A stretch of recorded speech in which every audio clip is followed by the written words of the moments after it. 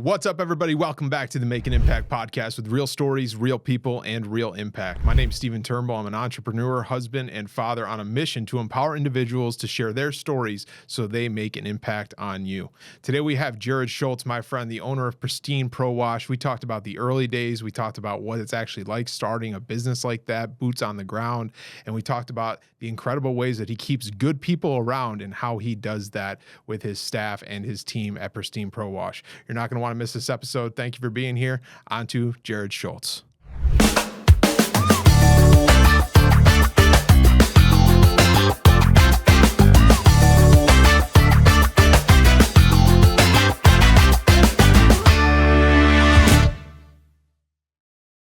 All right, everybody, welcome back to the Make an Impact podcast. We got Jared Schultz with us today. How are you, sir? Very good. How are you doing? Trying to nail this down for a couple of weeks. I'm excited. Yes. Owner of Pristine ProWash. You got it. Love it. Can't wait to jump into the story.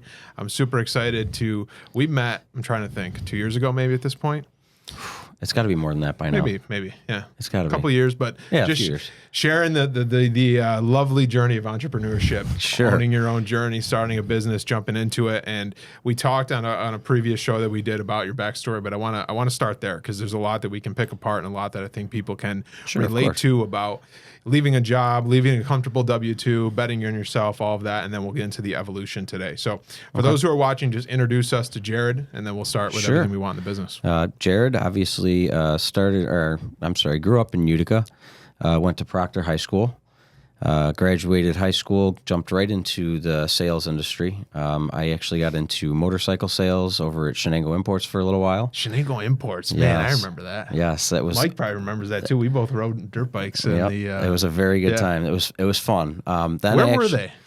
They had a couple locations. They were over on Oriskany Boulevard, and then Then we moved to North Utica, right across from Babes. Might have just been me, but Santa Claus was always supposed to visit there, and he never did. Yeah, it didn't work that way. It was hard. It was hard earning a paycheck there because it usually went right back to there. Yeah. So it was tough. But did that for a few years. Then I went into the insurance sales. Actually, like yourself, did a little bit of the P&C side of stuff. A little bit of the life, and then got smart and got out. Yeah, then ran for the hills, and I was with Excellus Blue Cross Blue Shield for just shy of 10 years, doing the health insurance.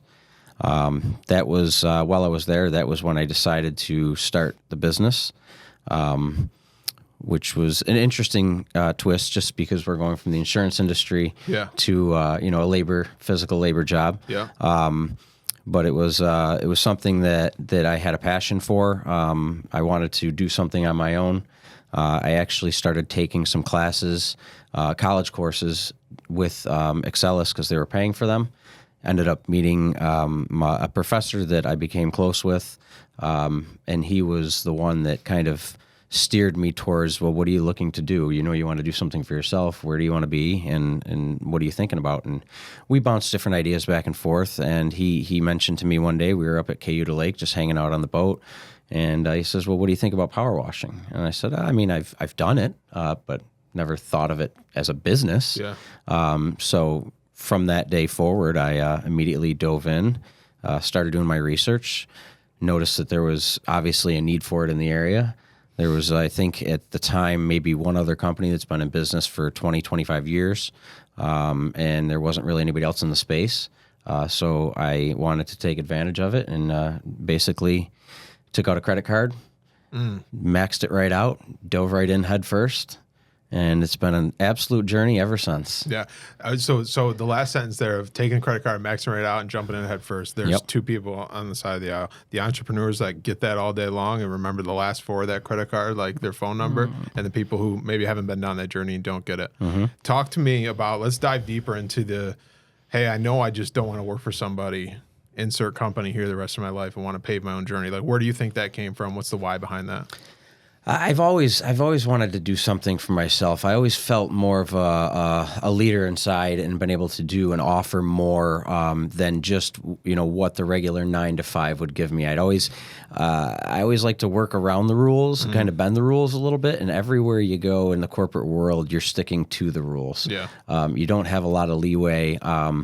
So I've always had that passion kind of burning inside to do something. It was just a matter of figuring out what it was that I wanted to do. Yeah. Once I figured out what it was, I was able to dive in and kind of really go head first with it. Yeah. Talk to me about the business planning. We've talked in the last couple episodes of like, oh, this is the business plan. Here's my drawn out plan. Like day one, chapter 1 through 4 are out the window. You know, when you say like, I love how you already kind of hit on like, found the need was in the area, something I enjoyed doing, something I can see myself doing, something I can see scaling was, I'm sure, in the back of your mind. And we'll get into what that looks like today. But what were those late night, meetings with yourself of what this is going to look like? That was meetings with myself and meetings with my wife at the time. It was, it started out small. It was a part-time thing on the side. As like I said, I was working at Excelis, so I was doing it in the evenings, doing it on the weekends. And then it got to the point where after about a year and a half, 2 years doing it, I started to build up some decent clientele. So I kind of had to set a budget for myself. As silly as it sounds, it was one of those, how much do I need to make per week to make this worth my while to be able to walk away from my full-time gig. And I set the goal of I've got to do basically 4 house washes at $250 a piece. And this will be enough that I can supplement my income and kind of move on and walk away from this. And just kind of thinking back now, if I did only 4 house washes at $250 a week, I would be very, very upset with the business production at this point. Right. But yeah, that was the big thing. So the business plan started really small. We had intentions of just kind of me with a helper getting going and doing what we could and then scaling from there. We didn't write out a formal plan. I've never been a big time paper pushing organized person as far as that stuff goes. I'm kind of more of the just let's go head first and see what happens. We'll fix the mistakes as we go. Yeah. Okay, so let's go back to the early days. So when because you talked about it there, and I think back to when we had Duran on, and he talked about it, of how he's working his job, and all right, I was working there 3 days a week now and doing the side gig, the other 2. Now I'm working 2 days doing, you get to a fork in the road where it's like, you're either going to do the damn thing or you're not. And, and that's a scary leap, right? So was it just you when you did that? And did you have employees? What was those first couple days, weeks, months? Sure. So that was actually quite an interesting fork in the road because I had one individual working with me. It was my brother-in-law at the time. And we were very busy. It got to the point where I was in sales with Excelis. So as far as the numbers, if my numbers came in at the end of the month and they looked good, everything was good, wasn't question on what I was doing. So got to the point where I would make as many of those sales as I could, as fast as I could, and then I would go spend the rest of my time out washing. And the tipping point for me to say, this is where we need to spend our energy was when our first son was born. At that point, I realized that I can't keep doing both of these things and surviving and have a life and be able to, devote time to the family and the business. It's just not going to happen. So he was about a year old when I decided to leave Excelis and go full time with the business. Yeah. I love that that's part of the journey.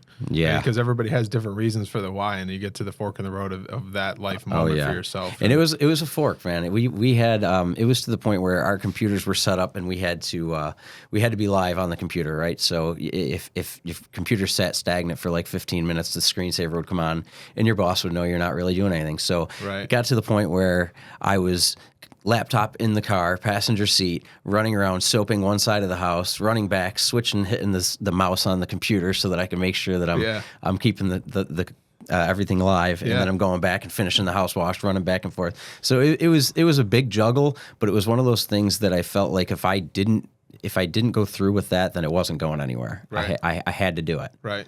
I love that. And you asked before we started, like, how'd you get into this podcast thing? What's the why behind it? Like I would have never known that about you unless we were sitting having this conversation. But everybody has a different story. And I got a friend in Pennsylvania who owns an agency. He was a police officer while he was starting his insurance agency, and he was literally working nights, quoting in the car, in between calls, sitting in Walmart parking lot, whatever, working up quotes, sending them out 2 o'clock in the morning, going home, going to sleep, waking up, running the agency until he got to that point. Everybody has that point. Everybody has that journey that brings them where they are today, but it's all different. Yep. And it was at that point where it was like, Excellus Blue Cross Blue Shield, this is Jared. Yeah. Pristine ProWash, this is Jared. Right. How can I help you? Right. One call after the other, kind of just juggling both of them until we had to cut it loose. Yeah. All right, so we go full time. We jump in. We get to the fork in the road. We take a right. We go full time. Talk to us. How old's the business now? Business is 12 years now. Okay. Yep. 12 years. Does it feel like 30 or 2? 400 about. Yeah. Yeah. No. So tell us about the evolution of like those first couple of years of when it was like you referenced like I had to get 4 calls. I had to give it 4 calls, and like now, oh my gosh, if I had 4 calls now, like talk to us about the learning and the trials and tribulations through now becoming a full-time business owner. So the plus to it, to jumping in, was now I felt that I could really dive in with all of my time, right? All of my passion, all of my interest, I could really put to it. So my first side was I didn't like the pushy sales. I was not the door knocker, walking into buildings with realtors and people and just saying, hey, you should work with us. My biggest thought was, let me get myself as much exposure as possible on the internet, knowing that everybody's going to Google. That's where they're going. That's what they're looking for. So let me try and set up as much as I can. Then once the calls come in, then I can have the conversation with them and we can talk and we can sit down and we can close a deal. It wasn't about trying to, pound the pavement. A lot of guys do that. It works for them. Just wasn't my style. I did enough of that in the insurance industry that I just was over that nitty gritty, rough type of pushy sales. Yeah. So it was really about trying to build the marketing side of it. So I dove in and I started learning, the basics of marketing, the basics of website SEO and all of those things, and worked on that myself for a few years. While doing that, we were fortunate enough that we landed a couple of nice contracts right off the bat with some larger commercial properties that really helped us get that capital that we needed early on. From there, I had hired, I had about 2 full-time technicians, plus myself. I was doing the technician work. I was doing the admin work. I was doing the office work of all sorts. I was doing the estimating, the sales, you name it. From there, my wife, we got to the point where we were able to get my wife away from what she was doing. She was a occupational therapist for Whitesboro schools. So we were able to get her out of her position. She came in and she was helping and she was handling more of the phone, the office stuff for the business. At that point, we were able to get another truck on the road, a few more employees, and start to scale it a little bit. I want to stop you there. Yeah. Because I know like it's a family business. We've talked about this off camera and everything. Like your wife's involved, your brother-in-law, right? Yeah. So was like that ever part of the plan? Or was those one of those things that like, oh, this is actually starting to work and we could... And we could do this. We may have a better home life if we're all rowing in this boat together. I mean, you talked about what you were able to do when you went from job and now business to now business. And now if my spouse is able to do that same thing and row in the boat in the same direction, talk to us about that. So it was interesting because she obviously was fully supportive the entire time. But once she saw the potential as well, she did want to get involved. And she realized that being able to stay home with our son and answer the phone and do the book work and that kind of stuff from home and having that freedom with our child was a lot better than us paying for daycare or sending him somewhere for her to go work, 40 hours a week just to come home and see him for a few hours. Right. So that helped. That was a big tipping point for us right there. That helped us. And then just I want to dig into something you said. Sure. Freedom. And this wasn't in the script of what we said we were going to talk about. That's fine. Freedom's one of my biggest things. So yesterday you called me and said, hey, we're doing this at 4 o'clock, right? Yeah. I said, yeah. And you said, how long does it normally take? I said, well, probably half hour, whatever, as long as we go. Okay, good. My son's got this sporting event going on and I hate missing his stuff. You're darn right, man. Tell me about that. So I grew up playing hockey. I had very supportive parents. My father was a coach. My father was there for every game, every practice, mother as well. That's something that I really value. I like being able to be on the sidelines for my son, both my boys, at any point in time. I love that. Whether it's a good game, bad game, no matter what, I want them to know that if they look over to the side, Dad's standing right there cheering them on. I'm there to support them.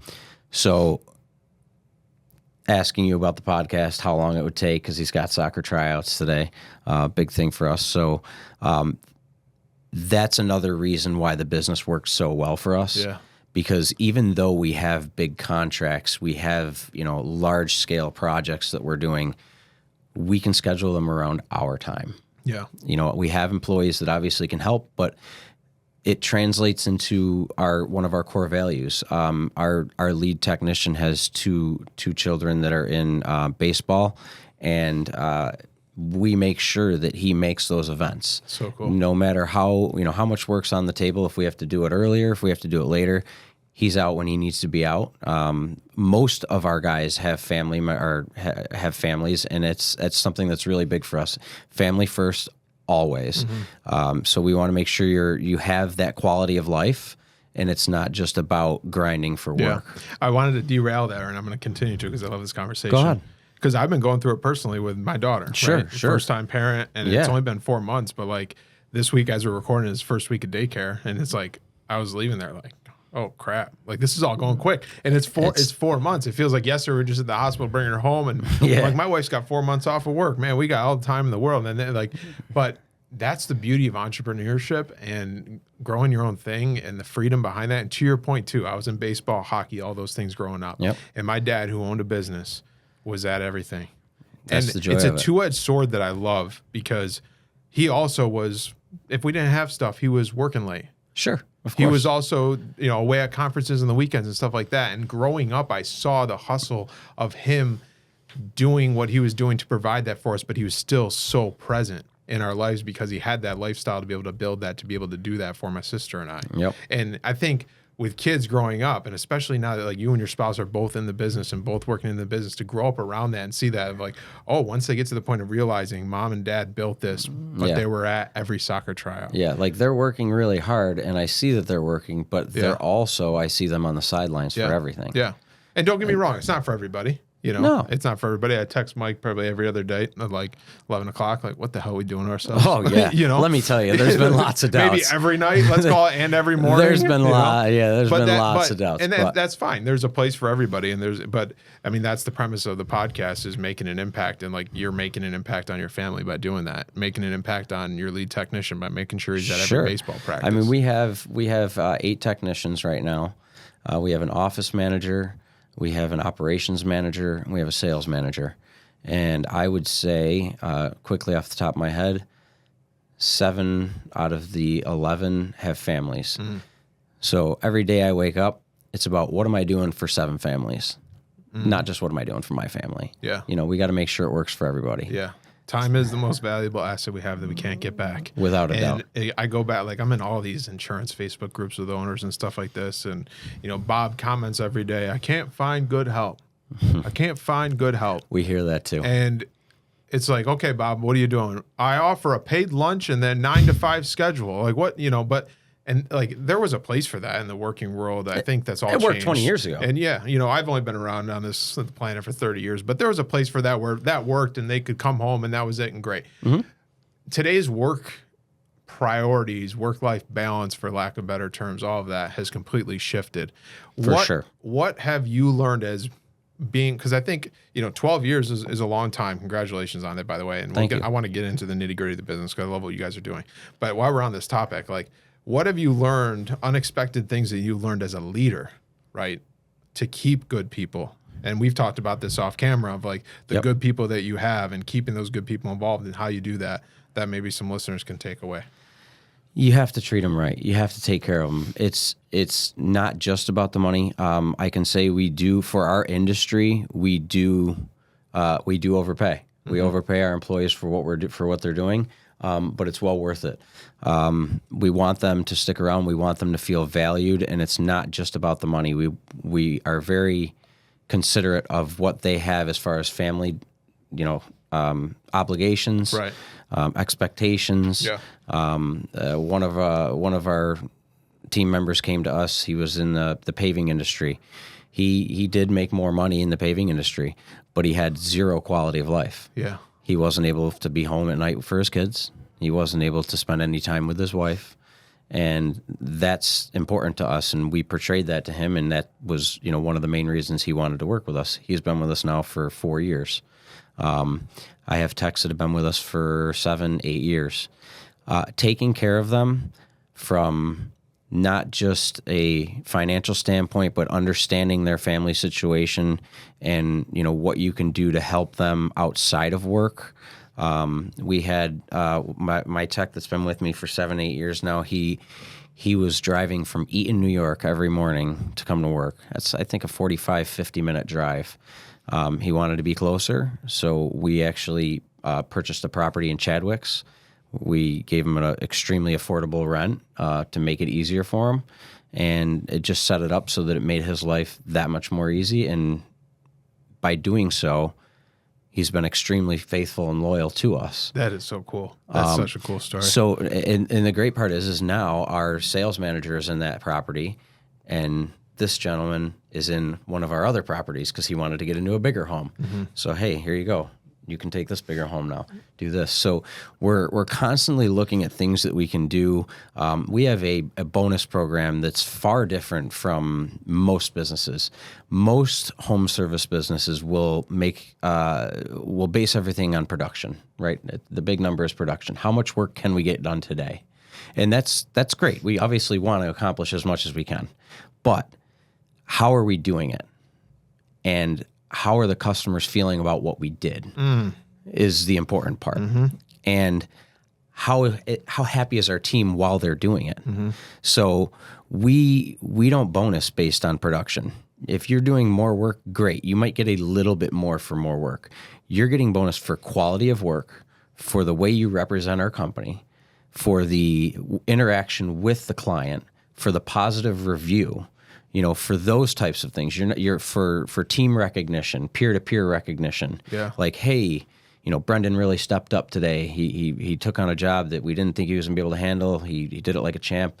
Everything went great. Mm-hmm. That's the type of recognition. That's the type of people we're trying to build. It's not like a robot of production per se. Yeah. Because you take care. Mike, do me a favor. Mike loves when I bring him in. By the way, we're working on getting him a camera, and I'm like, can you look up what the book is around this? Because I want to make sure we tell it, because this completely, and take this for what it is, I've been a leader, owning my own business for 3 years. I got a lot to learn, but we all do. Correct. And you take care of your people and they take care of your clients. 100%. And you don't have to worry about bonusing on incentives that grow the revenue and grow the business, because if you worry about bonusing and taking care of your people, I think it's called take care of the customer second or something. But that book was a huge shift of my young team and the leadership around that, of just like, you take care of your people, they're going to take care of your clients, which will take care of your business, take care of all those other things, the revenue and everything that we have to worry about. Sure. But that's in the first position. It takes care of itself. Yep. Did you find it, Mike, over there? Employees first, customers second. Employees first, customers second, for Mike Taft himself. Awesome. Okay, so that's so good. And I just want to share a story that just popped in my mind. Yeah. Every month, our team, we got 3 of us. Every month we have trivia, and one of our guys is remote. So we jump on Zoom. Okay. It's like the last Wednesday of the month we do trivia. One of our guys out of Columbia, he wins. He's probably going to listen to this because he sends me pictures of watching it. He beat Jasmine and I in an American trivia thing, and he's not even American. I'm like, this is unreal. But what I throw in there, like, all right, winner of today's trivia gets a half day or something like this. Sure. So every weekly meeting, we say like who's going to be off, what vacation time, stuff like this. And I was like, Emmanuel, you won trivia last time, you got that half day. And he's like, oh no, like a couple weeks ago, my mom was in the hospital, I had to leave, and I had to leave at like 2:00. I'm like, that's not your half day. Yeah, that doesn't count. But he was so like, oh, so I still have that. Yeah. That's such a small thing. That's what it's about. And that's what it's about. And that's such a small thing. The business is not going to burn down because he's taking a half day on that. You know what I mean? No. And that for the leaders out there that might be listening to this, of like, my people get 2 weeks of vacation and my people get this, and oh, sorry, Johnny's soccer trials are at 4:30 and you get out till 5, you're going to be late. Like that, you're the problem. You're the problem. That's why you can't find good help. Correct. Because you're not willing to be compassionate. People just want to be heard. They want to be taken care of. Yeah, it's very simple. We have an individual that has only been with us for maybe a month. I think it's just a little over a month now. And this past week he had to take off. His mother was diagnosed with something, and he had to take off for an emergency surgery for a week. And he was terrified to talk to me about it. He was like, "Hey, listen, this is what's going on. I understand I'm new. I understand if you hire somebody else." And I said, "Hey, family first, dude. Yeah. Go do what you have to do. Right. Take care of your family. Your job will be here when you get back." Right. He's Isn't back. it He's crazy? back today. Today is his first day back. Isn't it crazy that people out there are afraid? He's obviously afraid to bring that to you because of a past experience. Of course, because talking to a past boss he's or had something like he's that, had an employer that is like, "Oh, sorry, see you later." I just think that's crazy. We got to segue. We're gonna be here all night. I'm getting riled up over That's here. all right. Mike's getting me that look like time to segue. All right, let's talk about the business. Yeah, let's sure. talk about everything you do. I love the fact of, I remember, our early conversations years ago of like the plans, and you got these big contracts with all these big companies. Now talk to us about, like, was it always going to be personal and commercial? Was that always the vision? Were there things and experiences you learned along the way? And then I want to pivot to talking about what you actually do so people can learn more about the business. Sure. So initially it started as residential.